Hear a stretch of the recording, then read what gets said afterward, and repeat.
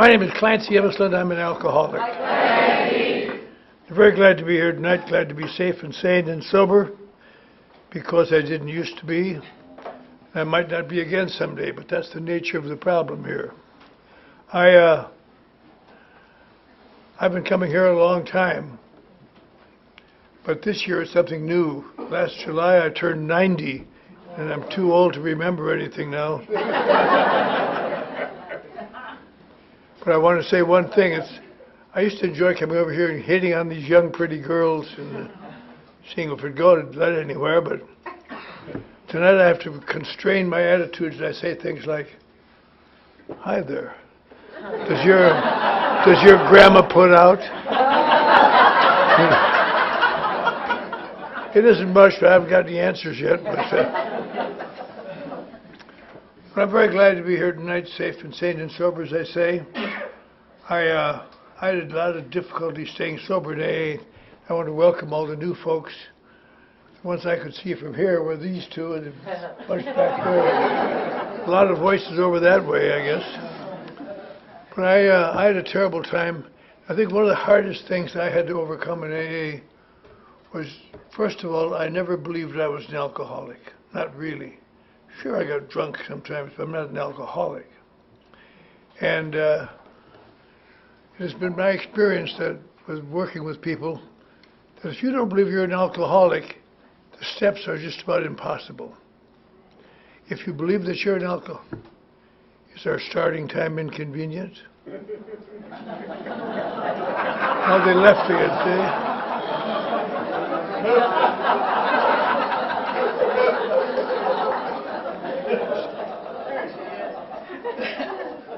She's back.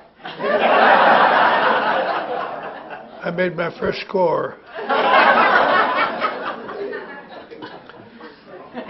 But it has been my experience that if you're not an alcoholic, if you can't believe you're an alcoholic, it's hard to believe in the steps. They're nice, but they're like the 10 Commandments. They're on the wall, and you wish you could follow them all, but you can't. And if you don't take the steps, you don't ever seem to get better around here. People live under the apprehension that they've got a drinking problem. And I always thought I may have a little bit of a drinking problem, but I'm not an alcoholic. But it was very interesting to me. Well, let me back up a little bit.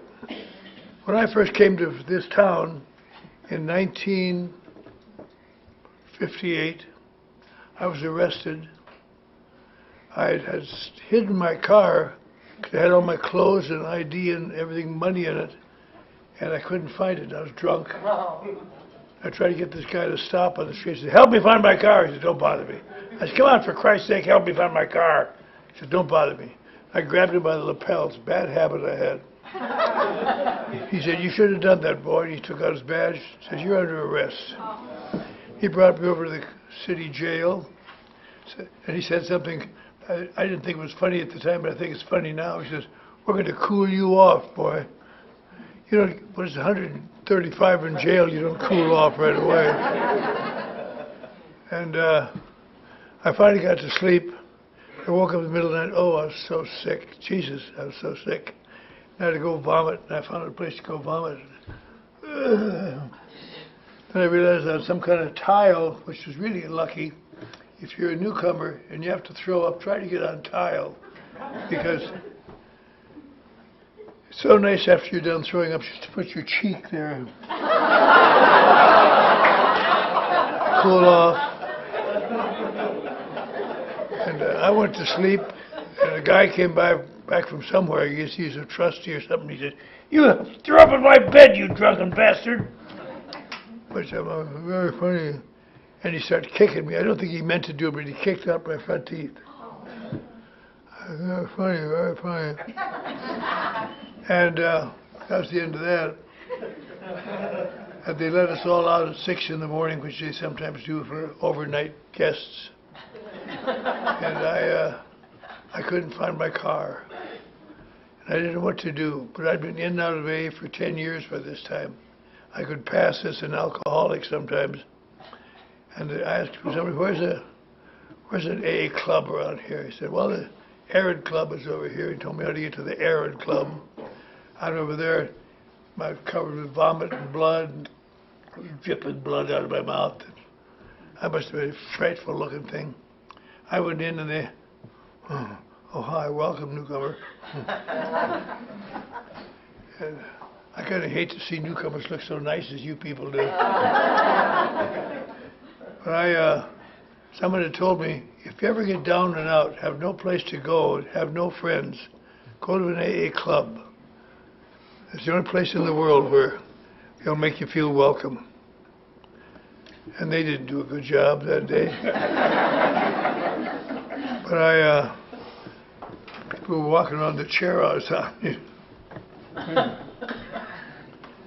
And I finally, some old lady came over, she'd been studying me from across the room. She says, "Are you sick, young man?" I said, "Days than I ever." She said, "Well, what are you doing? How are you doing it?" I said, "I'm waiting to go to a 12-step house down the block." She said, "Well, why don't you go?" I said, "Lost my money." She said, "Well," she took out $20, gave me $20. I took that and ran downtown, got a bus ticket to Los Angeles. Because I didn't know how I wanted to go to Los Angeles, except I had taken the car from Dallas that I was supposed to deliver in Los Angeles. I got as far as Phoenix. That's pretty good. My first stop was in El Paso, where I was a celebrity. I had lived in El Paso. I directed a grand opera at the university there once. And I used to live there, so I knew the city pretty well. And I hid my car well and went to Juarez, where I am a living legend. And by noon, by nightfall, midnight, I was standing at the bar of the Chinese palace singing my song, "Yo soy el maestro de los locos en Chihuahua." All my bands sang, "Cabrón, cabrón." I guess that means welcome in Spanish. But anyway, I got a bus ticket to Los Angeles. I got to Los Angeles, didn't know a soul. But I remember there was a guy there that I'd given his start to in Dallas when I was younger and better in possession of my faculties.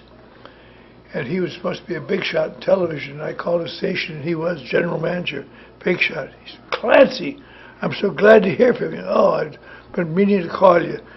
He told me how to get to on Hollywood Boulevard. I said, "Well, I got in a terrible car accident, and I lost my car, and I'm waiting for them to send me a check." He said, come on out here in the bus. I'll tell you how to get here in the bus." Went out to Hollywood Boulevard in the bus, and before I got off, I was supposed to, and went to his luxurious place, and he had a luxurious office in a luxurious building. He said, "Oh, Clancy," he said, "Jesus, look at you.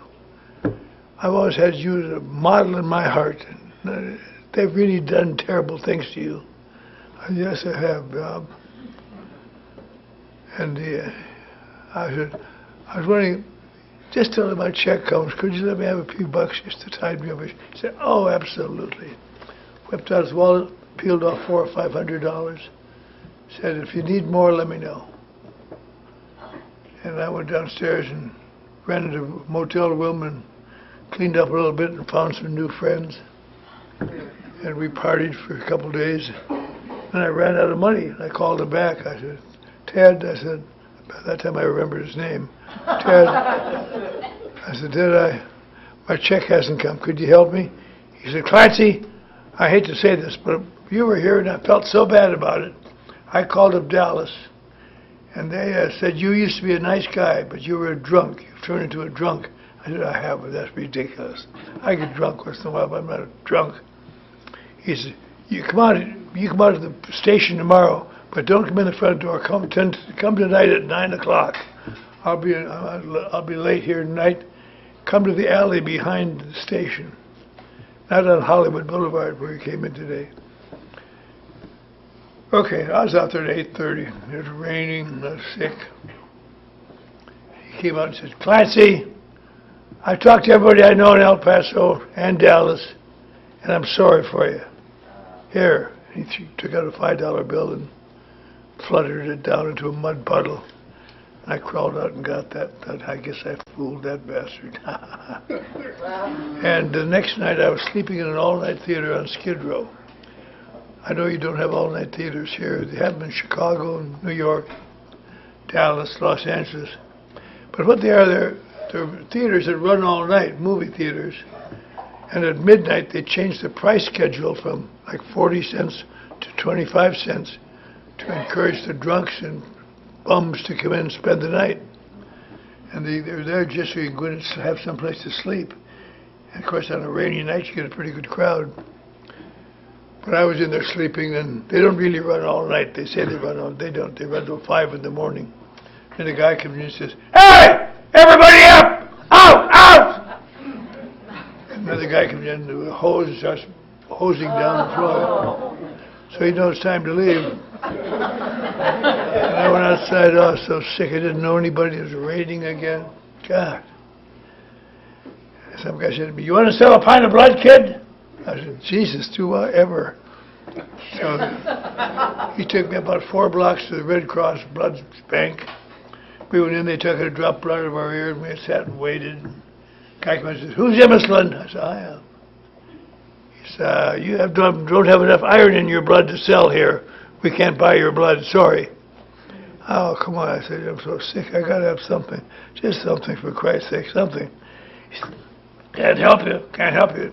Down here about 4 blocks, there's something called the Midnight Mission. That's for bums like you. You go down there, I think they're just serving breakfast now, and maybe you can have breakfast." So I went down there in the rain, I walked in, and I said, "I'd like some breakfast, please." And I said, "God, we just got done serving breakfast. We're out of food. Come back and lunch, and give you a big lunch." And I can't make it till lunch. I'm going to die before then. Just give me something. He said, I can't help you." And I grabbed his lapels. That's a bad habit I got. And 2 guys stepped over. One took each hand off and threw me out the front door. Said, "Don't come back, you cheap bastard." I tried to explain, "I'm not a cheap bastard. 3 years ago, I was on the faculty of the University of Texas in El Paso. Last month, I was working in the biggest advertising agency in Dallas, writing what Elsie and Elmer said to each other. And I was quite successful. I just had a little bad luck the last few days. And some guy came out and said, if some guy came up to me, I often thought about that. If some guy came up and said, "You know, kid, you're in bad shape. You ought to do something about it." Yeah, I heard that. He said, "Now your wife and children, you have children and a wife in Dallas that you've deserted. Your parents won't let you come home. You have no money. You have no friends. You've lost everything. Why don't you go back to AA one more time and admit you're an alcoholic?" I said, "I'm not an alcoholic, God damn it." And he said, "Okay." And away he went. And I was standing in the rain, and I happened to think, there must be a club here somewhere. I said, where's the AA club here?" He said, "Well, there's nothing downtown here. The closest one's on Wilshire and Fairfax. It's out the west side." "Well, how do I get there?" "I go up this hill to Hill Street, cut over to Wilshire 1 block, walk west till you get to the corner there, and on that corner back there is the club." Away I went, raining. I was so sick. Oh, God, I was sick.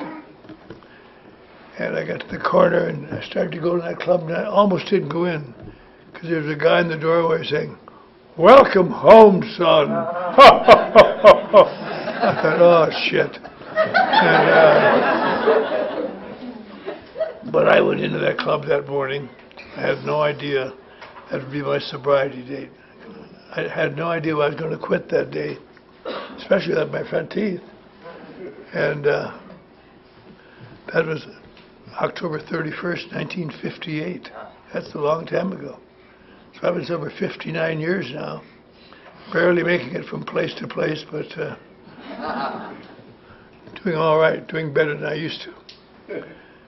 But the thing, I look back at my life, I think what I learned in that damn club, or around that damn club, saved my life. And they didn't want anything to do with me much either. I was sitting there in kind of a big club, and manager woman said, "Are you a member, boy?" I said, "No." He said, "Well, You have to be a member to be here during the week. You stay here today, Saturday, but on Monday you can't have to leave. All right. He said, but just stay here. It's all right. Don't do anything. I stayed there all day Saturday and all day Sunday. Sat there. He told me there was a deserted Mercury out in the parking lot that I could sleep in because it belonged to a guy who left it there. So Saturday night I slept in that. Got a little cold, but it was all right. And Monday I was sitting there and he came over. He says, "You know, kid, I've changed my mind. I'm going to let you sit here even though you're not a member because you're in such rotten shape. If you go out the street, you're going to die. You're going to die in our parking lot probably, and I'll have to write up all the reports, and I don't want to do that. Come in, just sit down, relax." He said, "But there are 3 rules. You can't ask anyone for money, which you've already done. None of your intellectual sarcasms, which you've already done. And you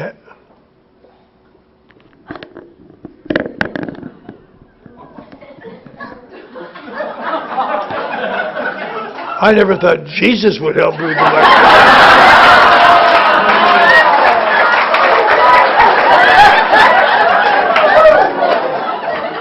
You're closer to God here than I thought. I said, you're closer to God here than I thought.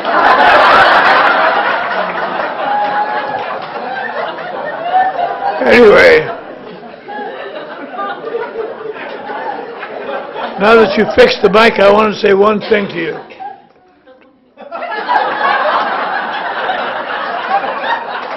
Yeah, it's a tough place. And you have to ride southwest to get here. That's bad. That's too much. Anyway, he said, you can't ask anyone for money. You have to, none of your sarcastic comments. And you have to go to a meeting here every night in the club. I thought, oh, Jesus, what about cruel and unusual punishment? I said, all right. And so that night I slept in my car again, the old Merc. Monday night I went to the meeting, and I remember the guy bringing a big tray full of slices of chocolate cake. And I went over and had about 4 pounds of those just to build up my strength. Then they had a meeting on gratitude, and I almost puked it all up again.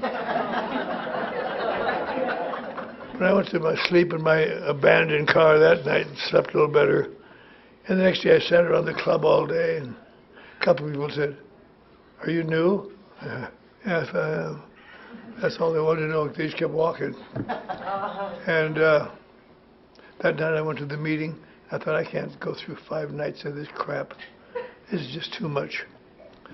But the next night I went in, I was going to determine to get through that night. But that night I saw across the hall, across the meeting, a movie actor. A movie actor. What does a movie actor tell you? I know what it tells you, but it tells me he's got a lot of money.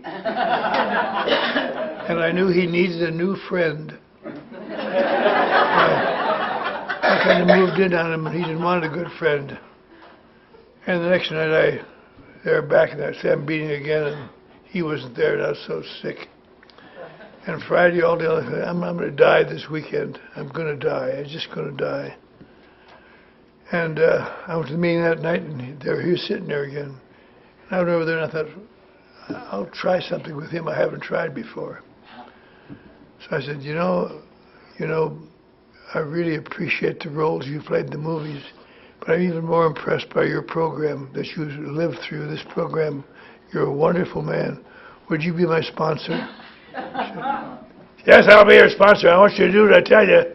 Yeah, sure. I figure I'll have your wallet in my pocket. I'll be in San Francisco by nightfall, hopefully. But he was too smart for me, and he saved my life. And we wound up in a deal where it was really not much of a deal. But he would call the mission, or call his club, when I'd be sitting there all afternoon, and tell a kid to be out of the corner at 6 o'clock. I'll pick him up. Because you're supposed to be out in the corner at 6 o'clock. So I'd be out there. And he'd wheel up in his big Lincoln. I'd get in, we'd take it somewhere, and he'd buy me some dinner, some scrambled eggs or soup or something I could chew. And we'd go somewhere where he was talking. He did a lot of talking. He'd sit me in the front row, wet hair. I'd listen to him. It took me about a week. I really had all of his talking I could stand. You know, I could give his talk better than he could.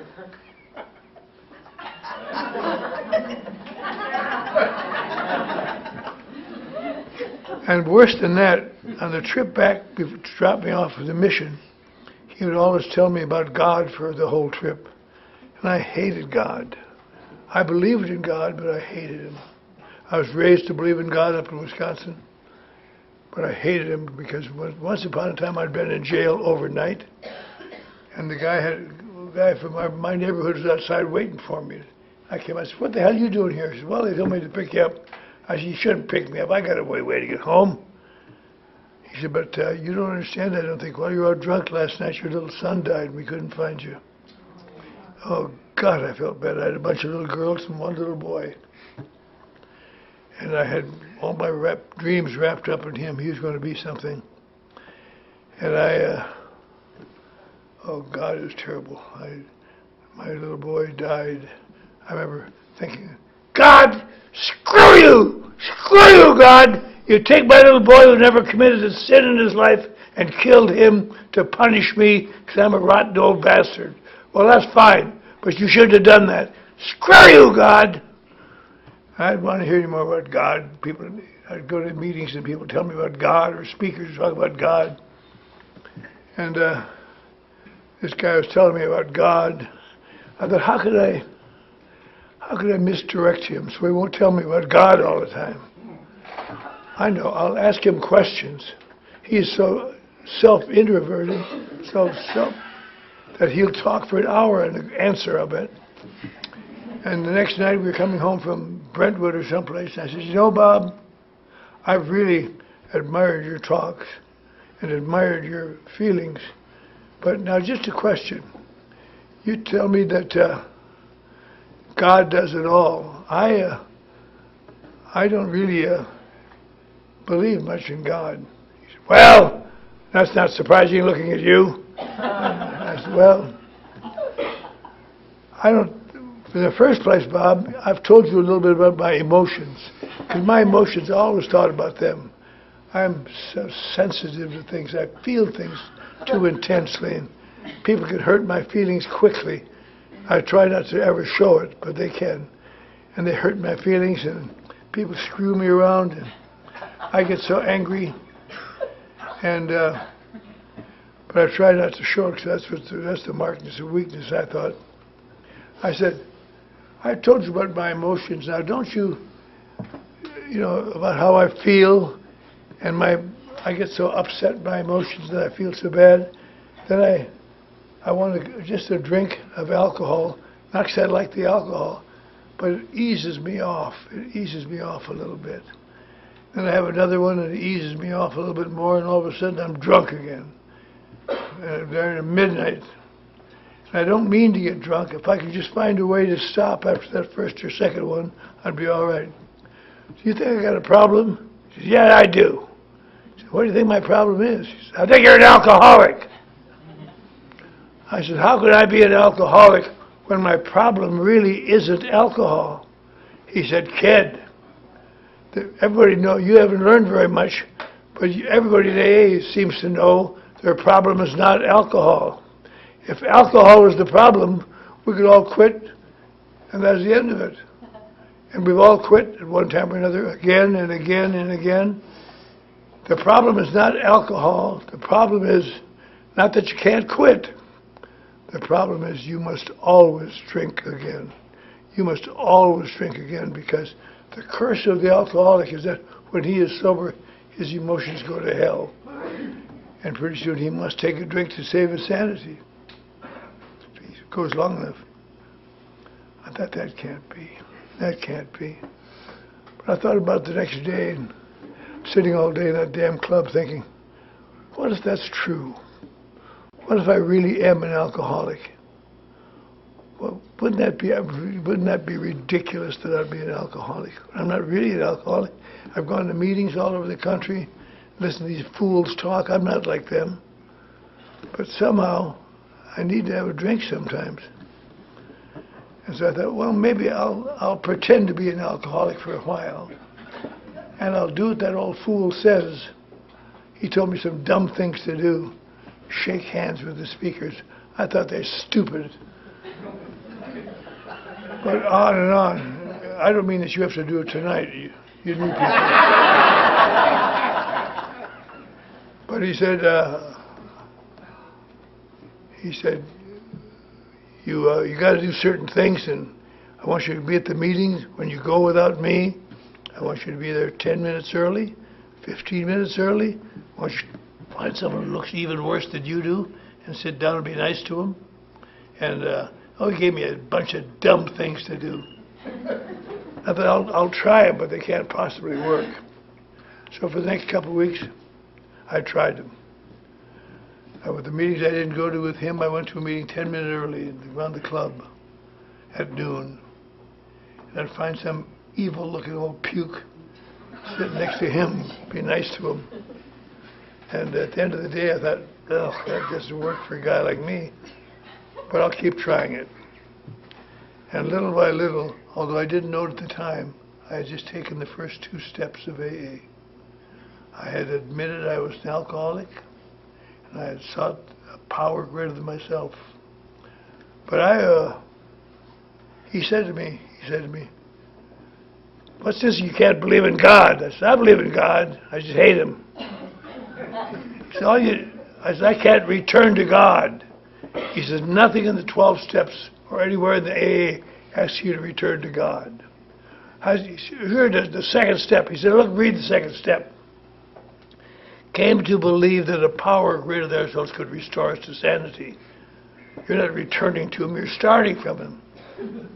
You are starting with trying to getting a belief in a power greater than yourself. Can't you believe in the power of God? And I said, no. He said, you think AA is all right? I said, well, I like it better than I used to, but not much. He says, you think I'm better than you are? I said, of course you are, Bob. He said, congratulations, I'm your new higher power. And he became my higher power, and as a result of that, my life was saved. And I tried to treat him with some respect from then on. And little by little,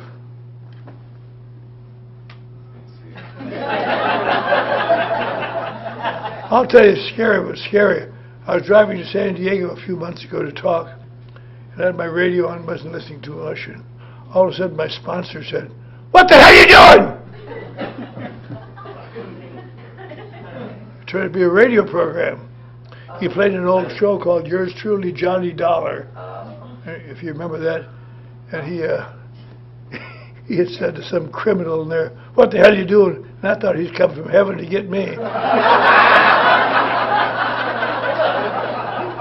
And I was sorry for all the messy, mean I'd been, but not very long. At any rate, he says, "You know, kid, you got a chance to make it. You're such a nasty little son of a bitch, you'll really help you." He said, now you've taken the first step, or you've taken the second step, you've come to believe in me a little bit anyway, and you're going to turn your will and your life over to the care of a power greater than yourself. You're trying to do that with me, that's all. I said, yeah, I know that. He says, but now you have to write an inventory.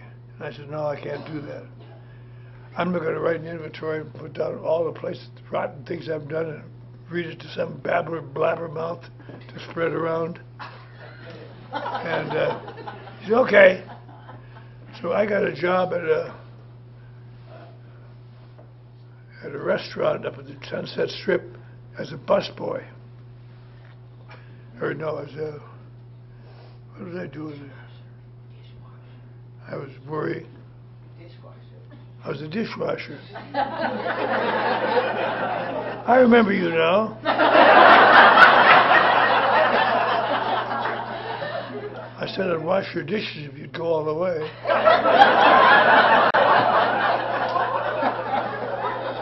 But she didn't. Left me irritated and nervous one more time.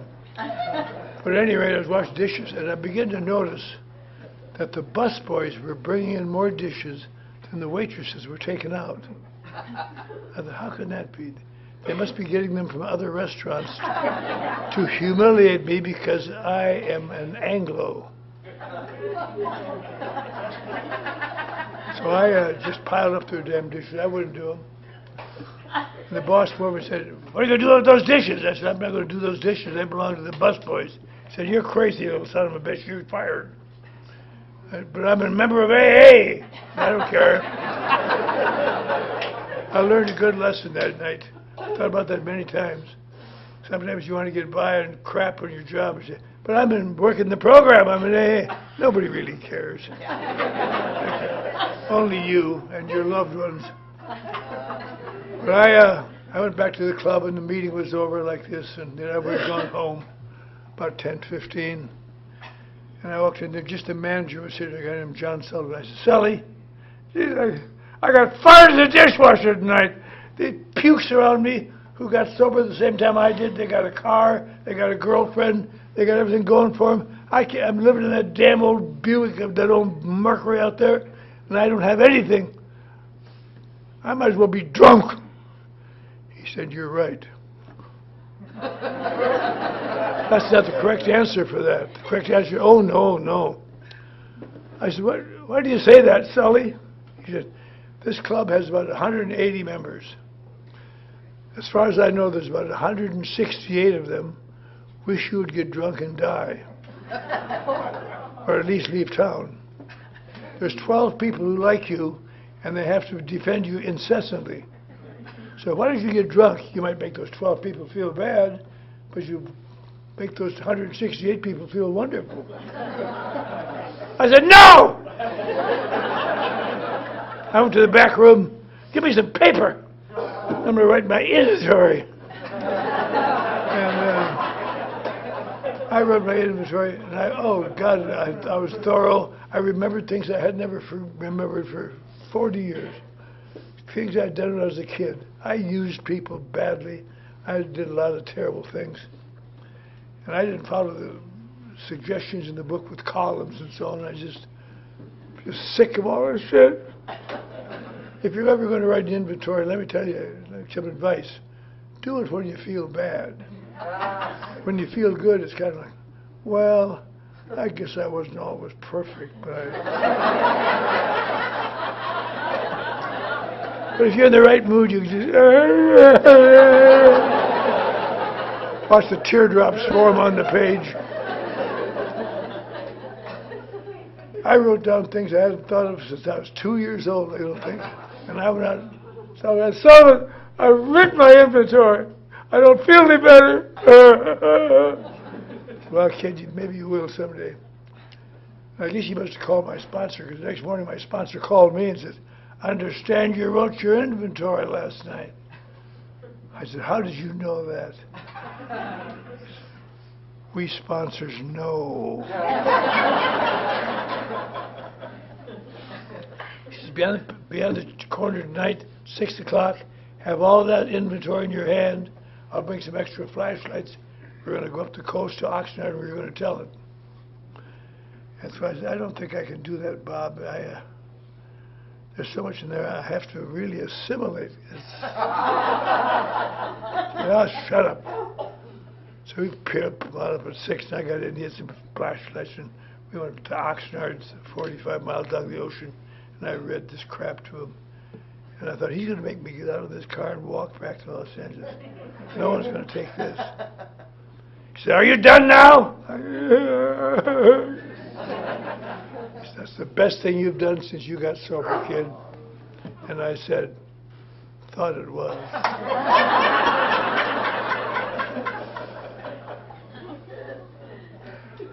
And I have never learned how to take steps 5 and 6 in all this time, because you're supposed to turn your problems over to God, and I have done that. But then there's more. There's making amends steps. Those are terrible. I want you to go back to the University of Wisconsin and make an amend to them. I want you to go to your employer in Dallas, or in, where was it, El Paso, and make amends to him. I said, I can't do that. She said, yes, you can. So I saved my pennies and finally got a bus fare to El Paso. And I went to this guy, I finally looked him up, I said, I'm sorry that I wrecked your truck. I didn't mean to do it, but I'm an AA now, and I'm going to make it right by you. If it's $1 a month, I'm going to send you money. It's going to be okay. He said, well, that's something, Immisland. He said, I'll try to watch for my $1 every month. That was the end of that. I went back to Los Angeles on my return bus ticket, and he said, now we got to save some money till you can go to Wisconsin, you make amends to the university. Let me explain what happened there. I was drinking rather heavily. I'd come out of the Navy. I was in the Navy in World War II, one of the few old-timers still remaining, I guess. And went to college on the GI Bill. And during the course of the college, I got involved with the veterans organization. We all stayed drunk all the time. We thought we were cute. And, but I did quite well. I functioned well under alcohol. I became president of my class. I was editor of the college newspaper. I edited parts of the annual. I was a member of a national championship team. I really was slicker than snot. And I had a couple of little pieces of bad luck. I gave a speech for commencement at the end of the year on behalf of the senior class. And it was a touching, stupid thing. Well, but we were going to get our diplomas, march across the stage. One of my diplomas was blank. I said, why is this? He said, because you had an incomplete in English history the last quarter. I mean, you mean that class that started at 8 o'clock in the morning? Yeah, that's the class. No wonder. So I had to go to summer school to get that diploma. I was hired to teach journalism in Duluth, Minnesota. I doing quite well, and I got a job at the U.S. Rubber Company balancing white sidewall tires. Boring. And I used to think about how I've done so much for that damn university, and they treat me like a dog, make me go to this work, and on the way home every night I'd drink as much as I could till I fell asleep. And I used to tell the guys about what they had done to me at that university. I said, you know, they screwed me around bad. I won trophies for them. I got a whole trophy case of me holding trophies and doing very well, and they treat me like a piece of crap. And I told them again and again, and they get, don't tell us about your school anymore, please. But one night a woman walked in that bar, and I could tell by looking at her she wanted to hear that story. So I told her the story, made it very sad. She said, well, that's odd that you should have been such a distinction in college. Your fingernails are dirty, your face is dirty, got dirty clothes on. I'm on my way home from work. Oh. Did you think, don't you believe me? I said, I don't know. She said, do you want to go down and see where it happened? She said, yes. So we jumped in her car and drove to the campus. Of course, at 1 o'clock in the morning, every door is locked. But I found a door with just panels in it, and I took a rock and broke my way in, got her in, went upstairs to the trophy room. I opened the door, turned on the lights, and there was a big, long trophy case. About half of it's me smirking and smiling and holding trophies. And sickening. And she was overcome. She fell to the ground.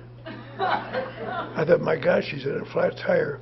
I tried to pump her up, and a policeman's flashlight illuminated us. I'll tell you, if you ever wanted to overcome your sex drive, have a policeman break in, say, what the hell are you doing here? Nothing anymore. They arrested us, took us downtown. I got arrested for breaking and entering in the nighttime, which is 5 years in Wisconsin Penitentiary. And I had to go to court the next morning. Thank God the school apparently got a hold of the judge or the police and said, that's too much for him. He's not really a bad person. He's just a drunk. So they changed it to breaking and entering in the nighttime. And I had to go to court the next morning. He sat in that courtroom about this size. And the judge was a friend of our family, and he knew me very well. But God, I hate to see him. I had this job at Duluth teaching journalism. And he came in and said, "Clancy, what's the meaning of this? Why would you do this?" And I told him the answer that everybody knows. I don't know. And he said, "I'm really very disappointed in you." He said, I'm going to give you a probation on this one. But the next time you're in here, you have to go to prison." "Okay, Judge." And I left there, and I got a telegram that afternoon from Duluth saying my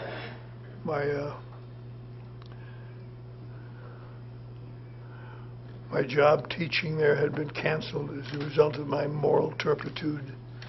And they brought in a note from the university saying, from a dean of the university saying, "I covered for you as long as I could, but I can't cover this one. You're out. You're expelled." And really just a bunch of heartaches. Now this damn old sponsor wanted me to make amends to them. Should be the other way around, it seems. And I saved up my money, and I finally went back. My dad sent me some money to go home and see them. I saw my parents, and my sponsor said, "Go back and see the dean of that university and make amends." I hate to do that. But I went to the university, and I said, "I want to speak to," he had become the head of the university now. I said, "I should speak to Mr. Rossman." She says, "Just a minute, Mr. Rossman, there's Mr. Immisland here to see you. Tell him I'm not in." So I didn't get to see him. I went back, told my sponsor that, and said, "Well, the next time you're home seeing your folks, try it again." And I tried it again, and he said the same thing. And the third time I went back, he said, "Okay, let him in, I'll tell him myself." I went in, I said, "Chancellor, I'm very sorry. I'm an Alcoholics Anonymous. I realized that I've been a terrible blow to you, and I was very much appreciate your efforts." He said, "Well, you almost cost me my job, Clancy." He said, "I'm glad that you're here to make an amend. I'm glad you've changed your life. But that's all. Why don't you consider it done, leave here." So I left. That was the end of that. It wasn't very much of a big deal. And I was working at that time. I had a little job that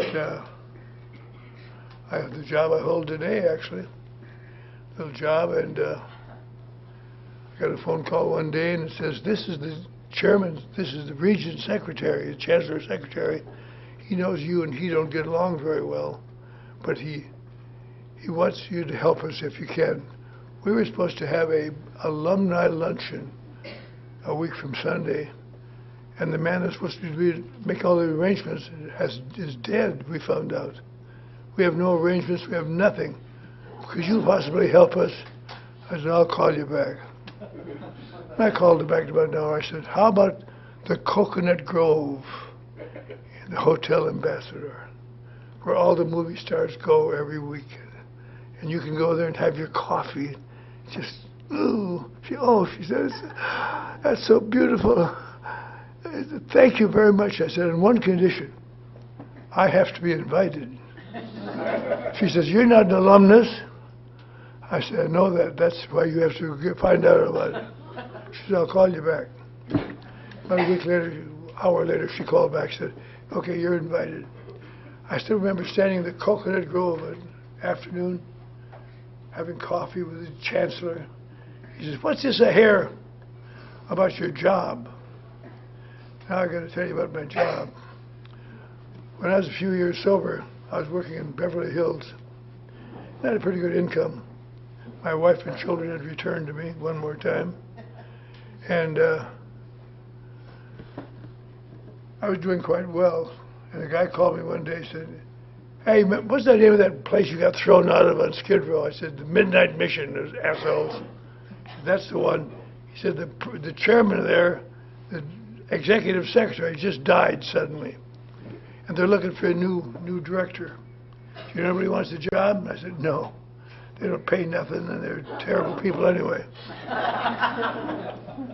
So as it turns out, I took the job finally, and I've been there 43 years, running the midnight mission. But anyway, he says to me, and we're having coffee, he says, "What's this I hear about you turning over your life to help down and outers?" I said, "Well, I guess I do that." He said, "That's unlike you. You're the most self-centered son of a bitch I've ever known." He says, "You don't do anything unless there's something in it for you." I said, "Well, there's a certain feeling down deep good for me." He said, "I want to see this place. I want to see it now. I don't want you to call them and tell them we're coming. I want to see it in all its pristine purity." So we jumped in his car, went over there, and of course Sunday afternoons, everything clean and neat, and all these old guys in the street saying, "Hi, Mr. Clancy, hi, Mr. Clancy." And we went in my office, I got some awards I won. He said, "My God, there hasn't been a moment like this since Christ changed wine into water, or water into wine." He says, "Remarkable. It's the most amazing thing I've ever seen." I said, "Well, thanks a lot." He says, "Whatever you're doing, hang on to it, because you've changed the personalities." So that was the end of that. And the next year I was working away. I got a call from this woman again saying, "This is the Chancellor's secretary. I don't know if you heard about it or not, but he's retiring at graduation this year. Did you know that?" And I said, "No." She said, "Well, you certainly would be welcome to attend." And I said, "Thank you." And I said, "I don't think I could make it. That's a long trip to spend a couple hours admiring someone's history." And she thought it insulted him. And so she called back after a while and said, "There's been a feeling, would you talk at commencement that day? It would be such a wonderful thing for him." I said, "You bet your ass I will." I didn't say that. I said, "Yes, I will." But I wanted to say yes. So I took my kids back, and all my kids back, and visit their grandparents and see their mother's grave, and spoke at commencement. And it was a wonderful thing. And I decided to take that job because it was so gratifying to me.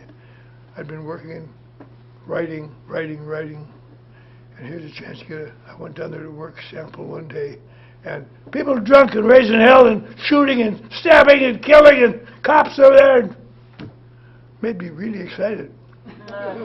And so at that time my wife was still alive. I said, "I think I may take that job just as an amend." She said, "Well, if you want to give up a $100,000 a year job for a $10,000 a year job, I suppose I could get a job." I said, yeah, I bet you could. And I was going to stay 6 months. I've been there 43 years now. And yesterday morning I got up and went to the Skid Row again, same old crap. I can't tame them. But the odd thing about it all is that I've been sober all these years. And I've gone to meetings. I started a meeting that Oscar used to go to. Now the biggest meeting in the world, I guess. About 1,000 people every week, every Wednesday night. And it's a pretty good meeting. And I enjoy it. And I sit there, try to look like a founder. When we go out, I try to get out of the way, founder coming. Well, I'm not perfect. And I'm very glad to be where I am. I'm glad my children have all grown up. They've all graduated from college, 4 daughters. Most of them have turned out well. Only one has disappointed me. There's a guy over here from Albuquerque. My daughter says to me, she said, "You can hurt my feelings all you want to in Los Angeles, but you can't do it in Albuquerque." I said, "Why not?" She says, "'Cause I'm a judge in Albuquerque." She said, "Remember when we were little girls, you used to make us go to our room?" I said, "Sure." She said, "When you come to Albuquerque, I'm going to send you a little room for quite a while." I guess she's kidding, but I'm not sure. So I just stay out of Albuquerque, be on the safe side. But everybody's doing fine, and I'm doing fine. My life's good. I never dreamed I'd live to be 90. An old fool like me never took care of himself. You'd think I would be dead at about 60. But I'm going to see if there's any prizes later for being the oldest AA living. That's what I'm hanging on for now. But I'm very glad to be here tonight. But let me say one more thing before I sit down. I know we're a couple of minutes over time, but you don't mind. I got to ride, say, Southwest all the way back. I said when I got up tonight, I was glad to be safe and sane and sober. And that's so easy to say, but it's really hard to remember. For those of you who are new tonight, when you go home tonight, I'm not asking you to say your prayers. I had a hard time doing that. But I tell you, I was able to tell God, thank you for keeping me safe and sane and sober. When you sit in this meeting, you're the safest place you've been in all day long. It's hard to remember that sometimes. There are millions of people out there who would trade their ass to be sitting here if they knew how to do it. But they don't know how to do it. They don't know enough to come in and sit down. And so I hope you'll be glad to. And that insanity is not the insanity of blowing up a building. It's when your head is just going in a million directions. You just, oh God, stop it, you know. And when you sit in an AA meeting, somehow you focus on the speaker, oddly enough. So when you come home tonight, I hope as you end before you go to sleep, just thank God for keeping you safe and sane and sober today. I've done that every day of my sobriety for the last 58 years when I learned about it. And it's one thing to be loud and vigorous and alive, and that's all very great. But just stop and think the important thing you're going to find here is you're going to be safe and sane and sober. And when that happens, you'll be glad, you're certainly glad you stayed. Thank you.